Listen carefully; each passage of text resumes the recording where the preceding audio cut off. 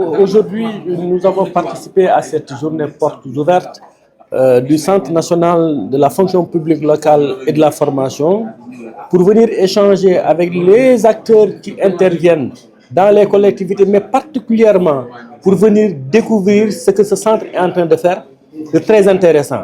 À relever que depuis que nous sommes arrivés à la tête, nous, de la mairie de Khombole, en février 2022, c'est à partir de 2024-2025 qu'on a senti une impulsion nouvelle dans le fonctionnement et le déroulement des activités du centre de la fonction publique locale et de la formation. Justement, c'est parce qu'il y a eu une équipe dynamique, dévouée, qui a su donner corps à la mission qui lui a été assignée, mais également qui a lui donné une vision à cette mission. C'est ce qu'il est en train de faire. Après avoir fait le tour des collectivités territoriales, il nous a conviés aujourd'hui à venir voir ce qui se passe au niveau de la fonction publique locale et de la formation. J'avoue que j'ai été surpris agréablement, mais également on nous a montré les différentes missions qui sont attachées et ce que ce travail est en train de donner au niveau des collectivités. Justement, là où nous avons besoin de performances, surtout, ce ne sont pas uniquement au niveau des ressources financières, puisque les collectivités ont tendance toujours à réclamer plus de ressources financières. Mais comment nous pouvons faire pour avoir des ressources humaines de qualité dans nos collectivités, capables de porter les projets, capables de mobiliser des ressources financières et autres? C'est ça qu'il nous faut. Et c'est là où le centre peut nous accompagner et est en train de nous accompagner.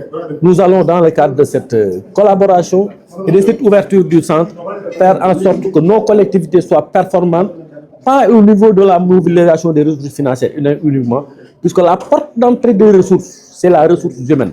Quand on rend performant la ressource humaine, toutes les autres ressources vont suivre. Et c'est ce travail que le centre de la fonction publique locale et de la formation est en train de faire, avec à sa tête M.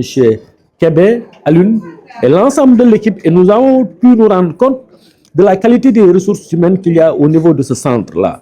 Justement, quand ce centre nous promet une qualité des ressources humaines au niveau des collectivités territoriales, c'est parce qu'il le fera, parce qu'en son sein, il y a des ressources humaines de qualité. Le message, c'est de travailler, comme je l'ai dit tout à l'heure, à avoir des ressources humaines de qualité, capables de mobiliser les ressources humaines.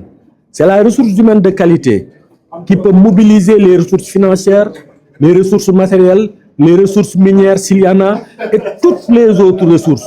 Quand elles font défaut, les autres ressources peuvent être là, mais difficilement mobilisables. Voilà pourquoi nous invitons, effectivement, comme l'a toujours fait le centre et les collectivités, à nous approprier les outils et la démarche qui a été mise en place par le centre de la fonction publique locale et de la formation, nous approprier ces outils et sa démarche pour avoir des agents publics locaux de qualité.